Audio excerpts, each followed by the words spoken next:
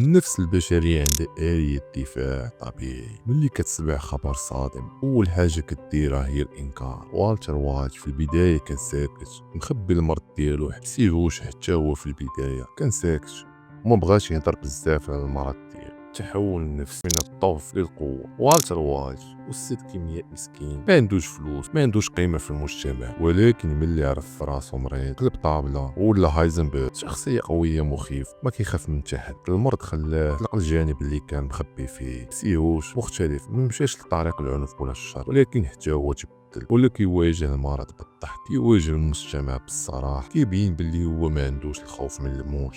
اذا المرض هنا عندهم بجوج كيلعب نفس الدور اللي هو كيكشف الوجه الحقيقي للانسان. انا عندكم تحبونيش نخاف من الموت ولا تقولوا لا راه بنادم جا المرض كدا ورام كدا تزرع ملك الموت الله العقاب كدا.